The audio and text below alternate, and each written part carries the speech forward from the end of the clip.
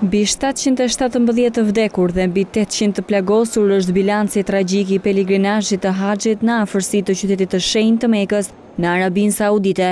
Ngjarja ka ndodhur në Mina, rreth 5 kilometra nga Meka, ku 2 milion besimtar po kryenin në ritin e fundit të madh të haxhit.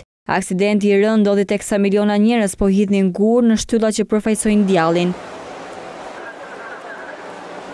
Drejtoria e Mbrojtjes Civile njoftoi se në vendin e ngjarjes është dërguar një personel ndihme prej 4.000 personash bashkë me 220 të tjerë, pjesë e ekipeve të emergjencës dhe shpëtimit. Të plagosurit janë dërguar në 4 spitalet e zonës.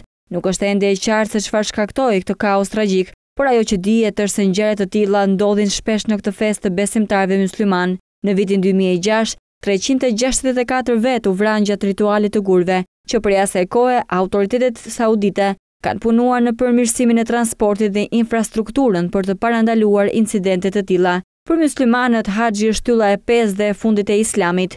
Është një udhëtim të cilin duhet ta kryejë çdo mysliman i rritur dhe i aftë për të përballuar një herë në jetë. Ilir Hoxholli, kryetari i Komitetit Shtetëror për Kultet nga qyteti i shenjtë i Mekës, qetëson të gjithë shqiptarët të afërmit të cilëve kanë shkuar për haxhillëk në Mekë.